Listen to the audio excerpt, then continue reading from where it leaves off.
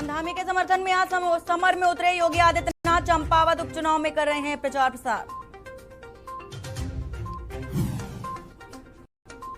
CM Dhami ने स्वतंत्रता संग्राम सेनानी दामोदर सावरकर की जयंती पर किया नमन। कहा प्रखर राष्ट्रवादी विचार और राष्ट्र सेवा के प्रति समर्पण और प्रेरणा स्रोत। यूनिफॉर्म सिविल कोड को लेकर धामी सरकार का बड़ा फैसला। 5 सदस्यों की ड्राफ्टिंग कमेटी की गठित। चारधाम यात्रा में बुकिंग की तारीख से पहले पहुंचे श्रद्धालु। तीर्थ यात्रा से लौटाए गए और भीड़ का दबाव कम, पुलिस बल सख्त। चारधाम में हृदयघात से 25 दिन में 98 श्रद्धालुओं की मौत। आज बद्री केदार में 6 यात्रियों ने तोड़ा दम। उत्तराखंड में चारधाम यात्रा में श्रद्धालुओं की बड़ी भीड़। सरकार ने हाथ किए खड़े। अधिक से फेरे की वजह से खच्चरों पर असर, 100 से ज्यादा मरे। आप देख रहे हैं के न्यूज, खबरों का सारथी। नमस्कार, मैं हूं वंदना पांडे और आप देख रहे हैं के न्यूज इंडिया। और बात करेंगे देवभूमि में योगी। तो आज सीधा चलते हैं पहले टनकपुर, जहां पर सीएम योगी आदित्यनाथ का संबोधन है और सुनते हैं सीएम धामी क्या कह रहे हैं। और सीएम धामी कुछ कह रहे हैं, आइए सुन लेते हैं पहले। और आज पूरे भारत को एक नई दिशा देने का काम जिनके माध्यम से हो रहा है। मां भारती के सच्चे सपूत, सनातन संस्कृति के संरक्षक, उन्नति वक्ता, धर्म व देश के लिए लगातार उसकी उन्नति के लिए काम करने वाले, जिनके नेतृत्व में आज उत्तर प्रदेश के अंदर माफियाओं का, गुंडों का, बदमाशों का राज हुआ करता था, आज वह उत्तर प्रदेश उत्तम प्रदेश बन गया है। ऐसे उत्तर प्रदेश के यशस्वी मुख्यमंत्री आदरणीय योगी आदित्यनाथ जी का मैं आप सबकी तरफ से, उत्तराखंड वासियों की तरफ से, मां पूर्णागिरी के धाम उनके श्री चरणों में पहुंचने पर मैं आप सबकी तरफ से हार्दिक स्वागत एवं अभिनंदन करता हूं। मंच पर विराजमान अभी जिनको आप सुन रहे थे, भारतीय जनता पार्टी की राष्ट्रीय उपाध्यक्ष, हमारे बगल से ही यहाँ से लोकसभा की सांसद और हमारे प्रदेश की सह प्रभारी के नाते और इस पूरे चुनाव में और पिछले आम चुनाव में लगातार जिन्होंने पिछले 1.5-2 वर्षों से यहाँ काम किया है, ऐसी आदरणीय रेखा वर्मा जी, भारतीय जनता पार्टी के जिलाध्यक्ष भाई नीलकंठ पाटिल जी, और जिनको आपने इस विधानसभा में 2017 में भी जिताया था और 2022 में भी आपने अपना आशीर्वाद, अपना मत और अपना समर्थन देकर विधानसभा का सदस्य बनाया। और उन्हीं के कारण से आज मैं आप सबके बीच में एक प्रत्याशी के रूप में आप सबकी सेवा के लिए यहां पहुंचा हूं। आदरणीय कैलाश चंद नेटोरी जी, हमारे इस लोकसभा क्षेत्र के बहुत ही लोकप्रिय सांसद, भारत सरकार के पूर्व मंत्री आदरणीय अजय टट्टा जी, उत्तराखंड सरकार के कैबिनेट मंत्री आदरणीय गणेश जोशी जी, आदरणीय चंदन रामदास जी, आदरणीय रेखा आर्य जी, और हमारी पार्टी के प्रदेश के अध्यक्ष, जिनके नेतृत्व में लगातार भारतीय जनता पार्टी पूरे प्रदेश के अंदर संगठन और सरकार बनाने में महत्वपूर्ण भूमिका जिनकी रही है, ऐसे आदरणीय मदन कौशिक जी, हमारे कैबिनेट मंत्री आदरणीय प्रेमचंद अग्रवाल जी, भारतीय जनता पार्टी की राष्ट्रीय महामंत्री दीप्ति रावत जी, भारतीय जनता पार्टी की प्रदेश मंत्री श्रीमती किरण देवी जी, मंच का संचालन करने वाले भाई दीपक रविवार जी, आदरणीय रामदास जोशी जी, आदरणीय हेमा जोशी जी, सुभाष बंगोली जी, शंकर दत्त पांडे जी, ज्योति राय जी, श्री शिवराज सिंह कठायत जी, हरीश चंद्र हैसियत जी, और यहाँ के नगर पालिका के चेयरमैन श्री विपिन वर्मा जी, मुकेश कलकरिया जी समेत हमारे प्रदीप भट्ट जी और तमाम आए हुए हमारे सभी नेतागण, सामने बैठे हुए हमारे सभी पदाधिकारीगण, हमारे आदमी विधायकगण, पूर्व विधायकगण, सभी जनप्रतिनिधिगण, और दूर दूर से आज आदरणीय योगी जी को सुनने के लिए और उनसे मिलने के लिए आए हुए मेरे सभी बड़े बुजुर्ग, सभी उपस्थित माताएं, बहनें,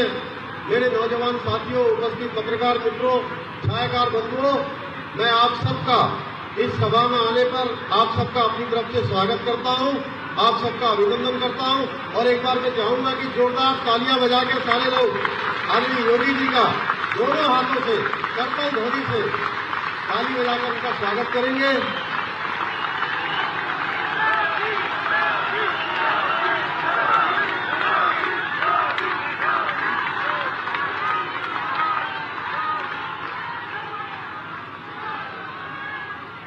आज मैं यहाँ क्योंकि इस विधानसभा क्षेत्र में जहाँ मां पूर्णागिरी का धाम है,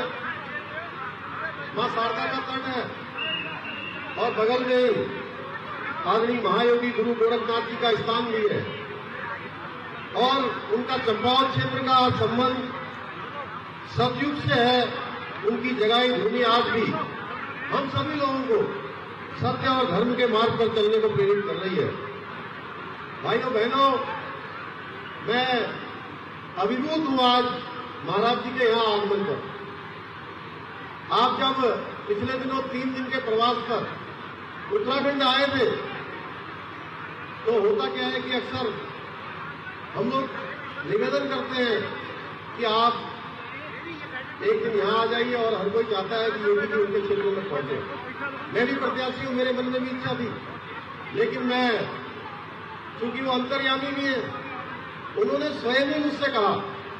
कि मैं एक दिन गोरखनाथ जी के वहां आना चाहता हूं,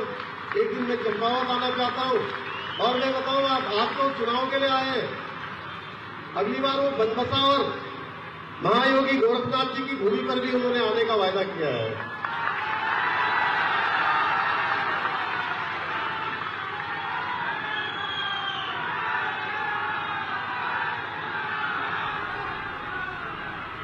भाइयों बहनों, आप आज क्योंकि आपने जन्म यहां लिया और कर्म निष्ठान आपका संपूर्ण भारत बन गया और कहते हैं कि अनंत तक जिसकी कोई सीमा नहीं है, वहां तक महाराज जी की सोच है।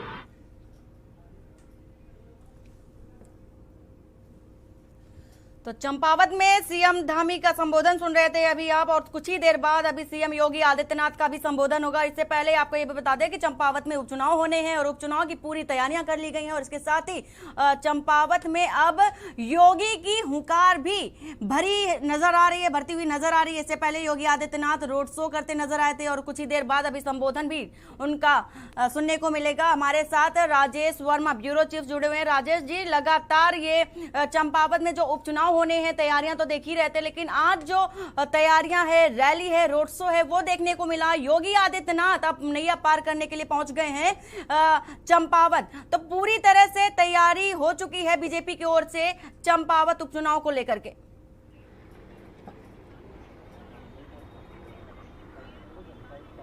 बिल्कुल वंदना, क्योंकि जो है देश के जो है सबसे बड़े राज्य उत्तर प्रदेश के मुख्यमंत्री योगी आदित्यनाथ जो है वो देवभूमि में पहुंच चुके हैं और आज जो है उनका टनकपुर जो है जनसभा जो है इस समय चल रही है, जो गांधी मैदान में इस समय चल रही है। और इसके साथ साथ अभी थोड़ी देर बाद जो है योगी आदित्यनाथ जो है वो जनता को संबोधित भी करेंगे। और इसके साथ साथ इससे पहले उन्होंने जो है एक रोड शो है वो निकाला है, जो बाजार हैं वहां के जो स्थल है वहां से जो है ये पूरा रोड शो निकला है। और इसके साथ साथ सबसे बड़ी बात ये भी है कि वंदना, कि अभी हाल ही में जब 3 दिवसीय दौरे पे जो है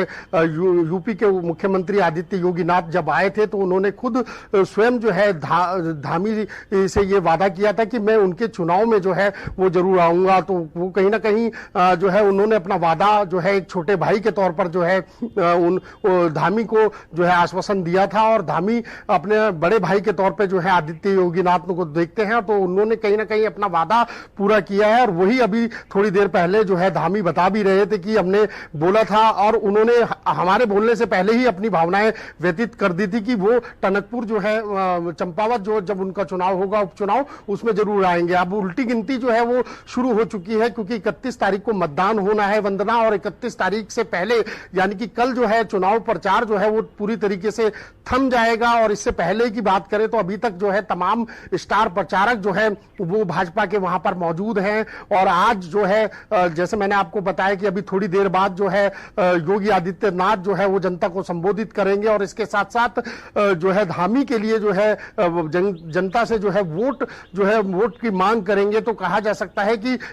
ये एक बड़ी जो है एक पॉजिटिव पॉइंट जो है वो धामी के लिए होगा, क्योंकि एक पकड़ जो है भाजपा की, जिस तरीके से अगर कहीं 19-20 का भी अगर फर्क लगता है तो कहीं ना कहीं जो है उसको मजबूती देने का काम जो है आज जो है उत्तर प्रदेश के मुख्यमंत्री योगी आदित्यनाथ करेंगे। और इससे पहले अगर हम बात करें तो आपको याद होगा वंदना की जब हाल ही में अभी जो 2022 के चुनाव हुए थे, जिसमें जो है जो सीट है खासतौर से खटीमा की, गढ़वाल का जब उत्तराखंड में विधानसभा का चुनाव हुआ था तब गढ़वाल सीट पर उन्होंने प्रचार किया था, स्टार प्रचारक के तौर पर बतौर उतरे थे। तो गढ़वाल में भी देखी गई थी योगी की हनक किस तरह से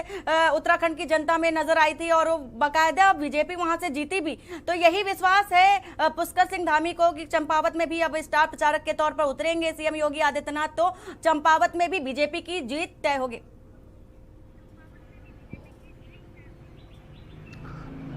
बिल्कुल वंदना, देखिए मैं आपको एक उदाहरण के तौर पे वहीं पर आ रहा था और वही बता रहा था कि कोटद्वार में जब जो पूर्व मुख्यमंत्री भाजपा के रहे हैं भुवन चंद खंडूरी, उनकी सुपुत्री जो है कोटद्वार सीट से लड़ी है, रितु खंडूरी, जो आज विधानसभा स्पीकर भी हैं, और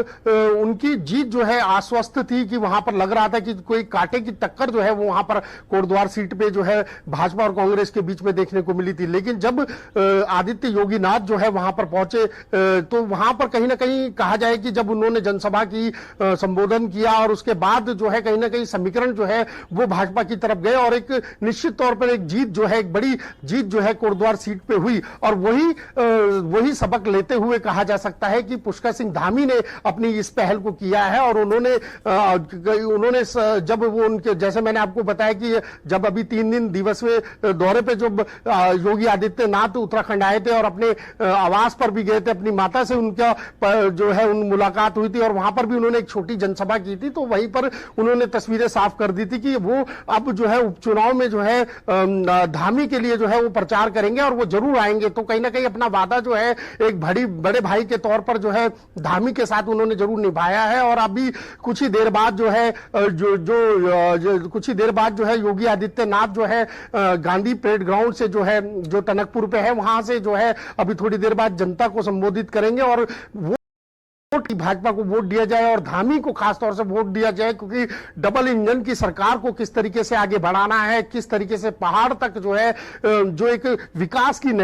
गंगा है उसको किस तरीके से बहाना है। तो ये सारी चीजें हैं जिनको लेकर के आज जनता के साथ जो वादे जो धामी सरकार कर रही है, धामी सरकार ने जो मूलभूत सुविधाएं जो है जनता को देने का एक वादा किया है, तो उस पर ही अब जनता जो है उनको वोट देगी और किस तरीके से देगी ये बहरहाल देखना होगा। वंदना, 31 तारीख को जो है मतदान है और 3 जून को जो है इसका रिजल्ट भी आ जाएगा और यह साफ हो जाएगा कि आखिरकार जनता ने किसको विश्वास पे लिया है। तो ये कहा जा सकता है कि इस समय जो है पूरे हॉट और वीआईपी तरीके से वीआईपीओ का आना जो है वो लगातार जो है चंपावत पे जारी है। स्टार प्रचारक लगातार जो है भाजपा की एक भूमिका जो है ठोस करने में लगे हुए हैं और एक जो आज उत्तर प्रदेश के जो मुख्यमंत्री है योगी आदित्यनाथ, वो उन्होंने अपना वादा पूरा किया और कहीं ना कहीं जो है अब वो थोड़ी देर बाद जो है अपना वादा पूरा किया है और बतौर स्टार प्रचारक के तौर पर वो उतरे हैं उत्तराखंड में चंपावत में उपचुनाव को लेकर के। लेकिन अगर बात इसके इतर की जाए तो कांग्रेस पार्टी भी अपनी पूरी दमखम लगा दी है इस चुनाव को लेकर के और निर्मला गैतोड़ी को मैदान में बतौर प्रत्याशी के तौर पर उतारा ही है। और इसके साथ ही जो कांग्रेस के महासचिव हैं हरीश रावत, उन्होंने पहले से ही कहा था कि निर्मला गैतोड़ी को हल्के में लेना सही नहीं है बीजेपी के लिए।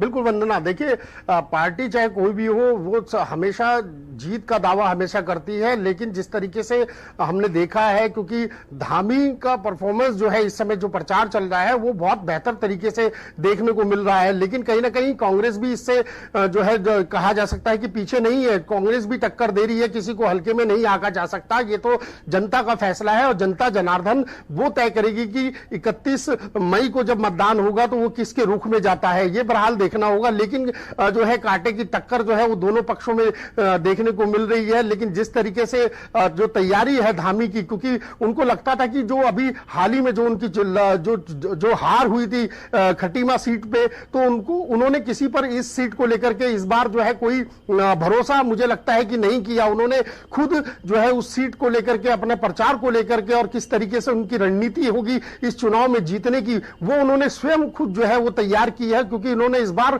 कुछ किसी के ऊपर ये भरोसा नहीं जताया है, क्योंकि उनको लगता है कि जो भीतरघात जो हाल ही में उन्होंने देखा है और उसका परिणाम कहीं इन चंपावत के चुनाव में जो है वो निकल के ना आए, क्योंकि जो भीतरघात करता है वो स्वाभाविक सी बात है कि वो खटीमा से लेकर चंपावत तक भी पहुंच सकता है। तो इसको देखते हुए धामी बहुत फूक फूक कर कदम रख रहे हैं और वो लगातार जो है जो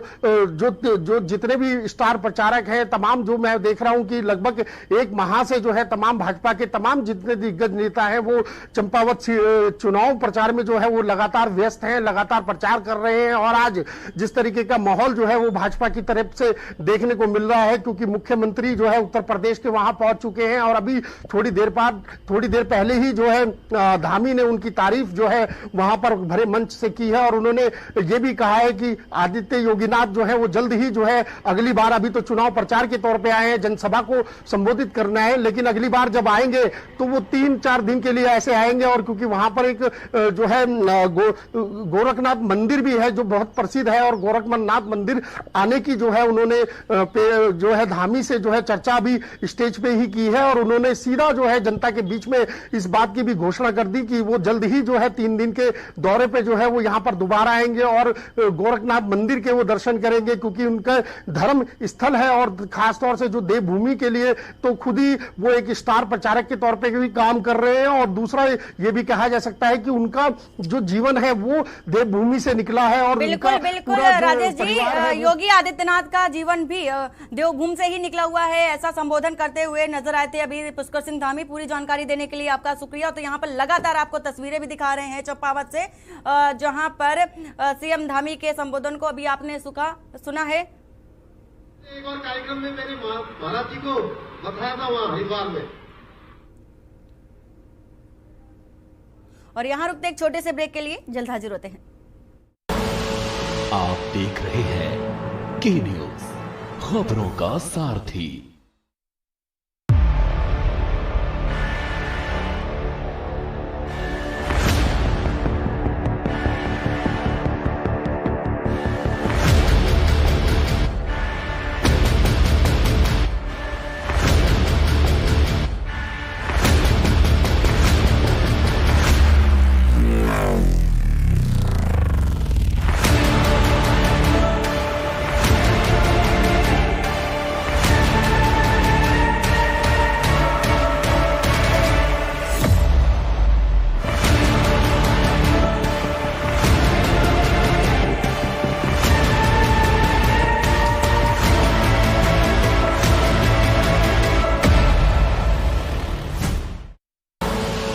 आप देख रहे हैं के न्यूज,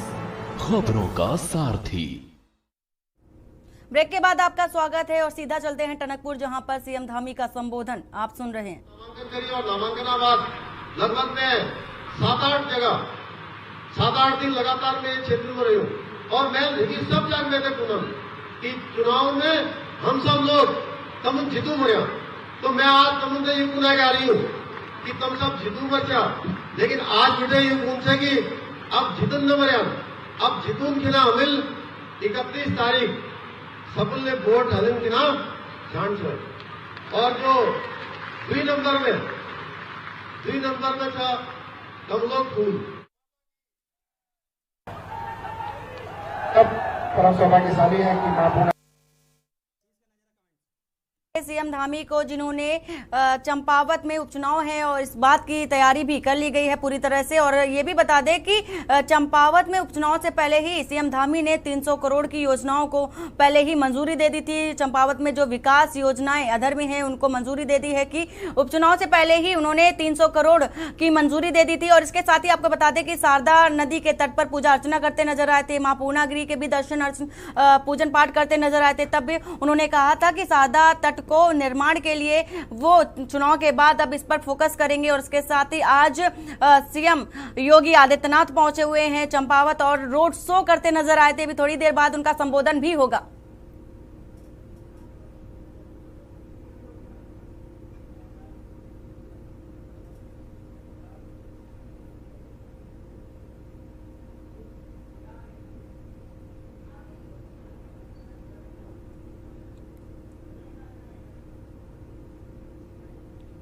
प्रिय मुख्यमंत्री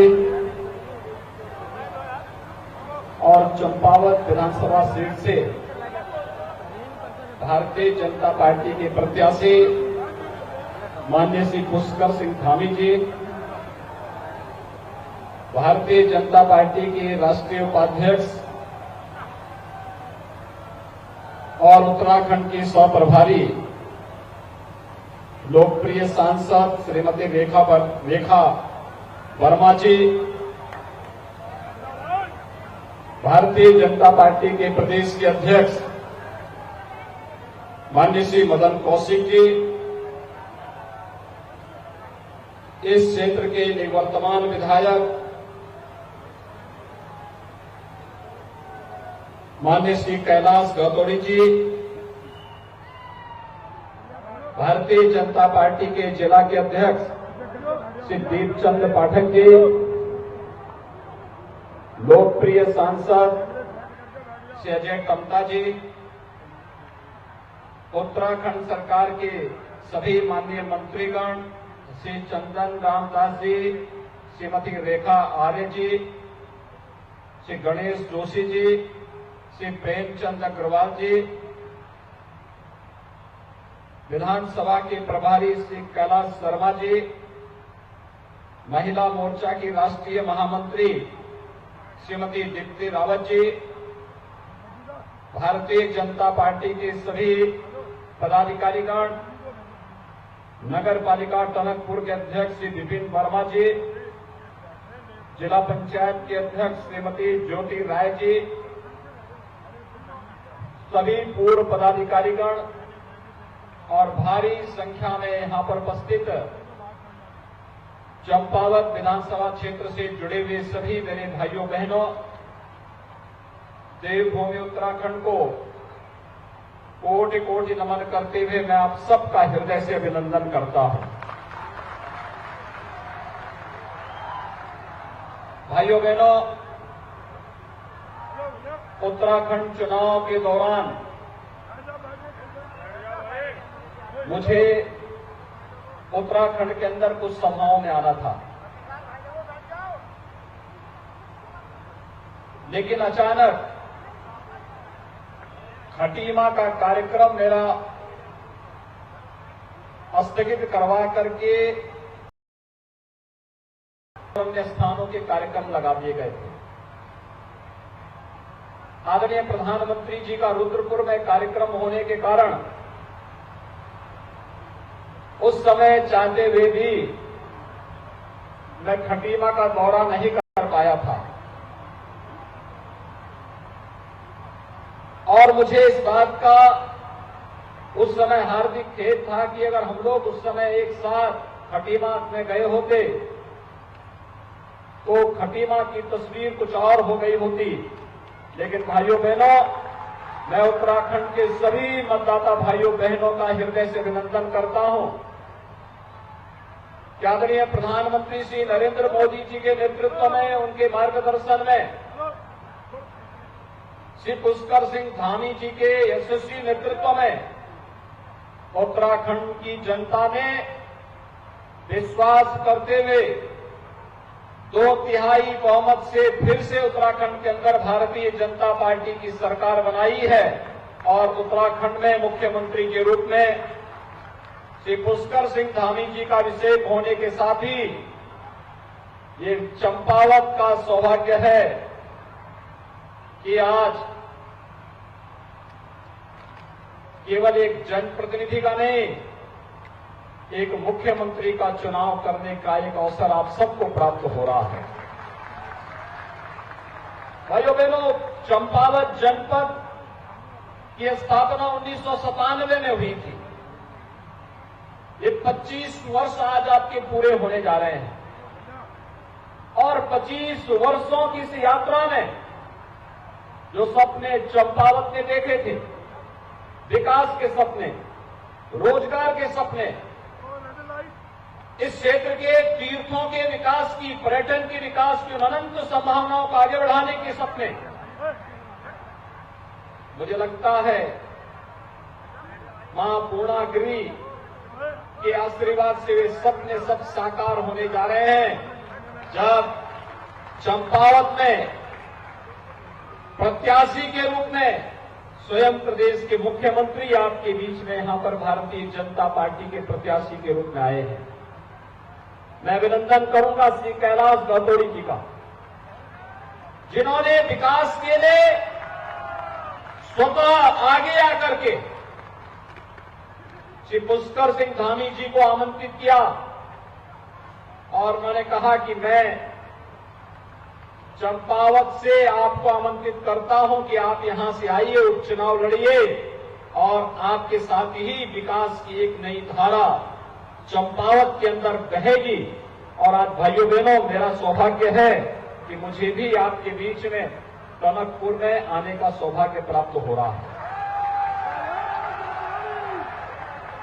25 वर्षों की यात्रा, उत्तराखंड जब 25 वर्ष की अपनी यात्रा पूरी करेगा, उसे यादगार बनाने के लिए चंपावत के पास बहुत कुछ होगा। और भाइयों बहनों, इसलिए कभी भी याद रखना, जब अवसर मिले तो उस अवसर से कभी चूकना नहीं चाहिए। और यही अवसर आपके पास है कि चंपावत को विकास की नई ऊंचाइयों को पहुंचाने के लिए अपने युवा और यशस्वी मुख्यमंत्री के साथ जुड़ करके उन्हें रिकॉर्ड मतों से विजयी बनाने के लिए हम सबको आगे आना चाहिए।